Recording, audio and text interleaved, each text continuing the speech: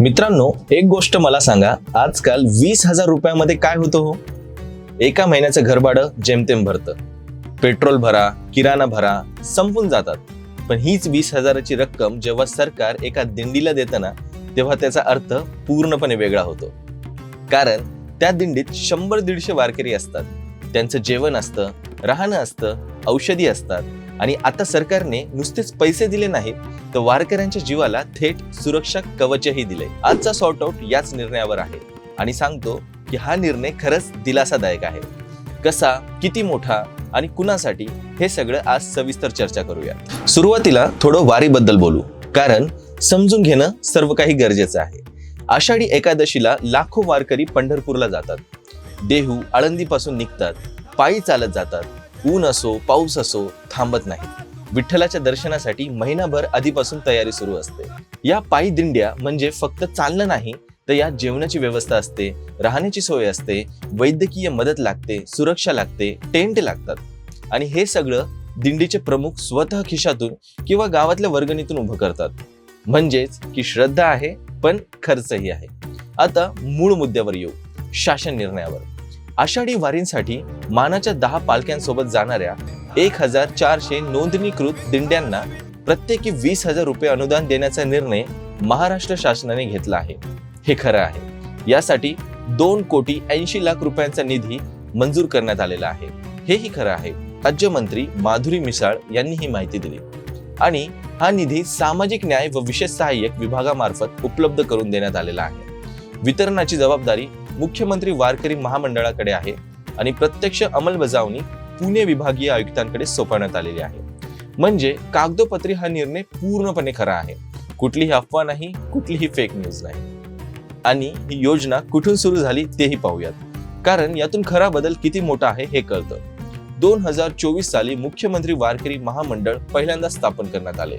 50 कोटींचं भांडवल घेऊन त्याच वर्षी पहिल्यांदा दिंडीला 20,000 रुपये अनुदान देण्याची घोषणा झाली आणि तिथून खऱ्या अर्थाने वारकऱ्यांसाठी एक स्वतंत्र यंत्रणा उभी राहिली. 2025 साली 1109 दिंड्यांना लाभ मिळाला आणि आता 2026 साली सलग तिसऱ्या वर्षी 1400 दिंड्यांपर्यंत ही योजना पोहोचली आहे. म्हणजेच बघा ना, 1100 वरून 1400 दिंड्या हा आकडा दरवर्षी वाढतोय. ही खरी गोष्ट आहे. याचाच अर्थ योजना फक्त कागदावर राहिली नाही, तर प्रत्यक्षात जास्तीत जास्त दिंड्यांपर्यंत पोहोचली जाते. आणि खरी ताकद या योजनेची फक्त 20,000 रुपयात नाही, तर त्यामागच्या सुरक्षा कवचात आहे. मित्रांनो, वारीत कधी दुर्दैवाने अपघाती मृत्यू झाला तर 4 लाख रुपयांचं विमा संरक्षण दिलं जातं. कायमचं अपंगत्व आलं तर 2.5 लाखांपर्यंत मदत आणि अपंगत्वाच्या प्रमाणानुसार 74,000 पर्यंत अर्थसहाय्य मिळतं. विचार करा, आधी असं संरक्षण कधीच नव्हतं. वारकरी स्वतःच्या जीवावर उदार होऊन चालत होते. आता निदान त्यांच्या कुटुंबाला आधार मिळेल. ही किती मोठी दिलासादायक गोष्ट आहे. याविषयी मुख्यमंत्री वारकरी महामंडळामार्फत मोफत आरोग्य तपासणी, औषधोपचार, निवाऱ्याची सोय आणि पालखी मार्गावरील संपूर्ण व्यवस्थापनाची जबाबदारी सरकार घेते. म्हणजेच एक पायी चालणारा वारकरी आता एकटा नाहीये, त्याच्या मागे एक संपूर्ण यंत्रणा उभी आहे. आणि हे लक्षात घ्या की वारी ही फक्त एक यात्रा नाही, तर ही महाराष्ट्राची सामाजिक समतेची, श्रद्धेची जिवंत परंपरा आहे. शेकडो वर्ष गोरगरीब, लहान मोठा असा कुठलाच भेद न करता सगळे एकाच रांगेत, एकाच भक्तीत चालत आलेले आहेत. अशा परंपरेला सरकारी पाठबळ मिळणं हे त्या परंपरेचा सन्मान वाढवणारं पाऊल आहे. पंढरपूरच्या वारीला जागतिक वारसा दर्जा मिळावा यासाठी युनेस्कोकडे प्रस्तावही पाठवण्यात आलेला आहे. यावरून सरकारचं गांभीर्य आपल्याला लक्षात घेता येतं. अर्थातच प्रत्येक योजनेला अजून व्याप्ती वाढायला वाव असतोच आणि पुढच्या वर्षी अजून जास्त दिंड्यांपर्यंत, अजून जास्त वारकऱ्यांपर्यंत हा लाभ पोहोचेल अशी अपेक्षा आपण नक्कीच ठेवू शकतो. पण आजच्या घडीला बघितलं तर हा निर्णय वारकऱ्यांच्या सुरक्षितेसाठी आणि सन्मानासाठी टाकलेला एक ठोस आणि सकारात्मक पाऊल आहे, यात काहीच शंका नाही. तर मंडळी, आजचा सॉर्ट आउट काय सांगतो? सरकार निर्णय 100% खरा आहे. पैसे मंजूर झालेत, लाभार्थी दिंड्यांची संख्या दरवर्षी वाढतीये आणि विमा संरक्षणासारख्या तरतुदींमुळे वारकऱ्यांना खरा आधार मिळतोय.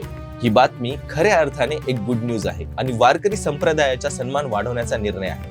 तुम्हाला काय वाटतं? कमेंटमध्ये नक्की सांगा. तुमच्या भागातल्या दिंड्यांना हा लाभ मिळाला आहे का हे आम्हाला नक्की कळवा. चॅनल सबस्क्राईब करायला विसरू नका आणि अशा सत्य आणि नेमक्या बातम्यांसाठी भेटूया पुढच्या सॉर्ट आउटच्या एपिसोडमध्ये. तोपर्यंत ज्ञानोबा तुकाराम, पांडुरंग हरी.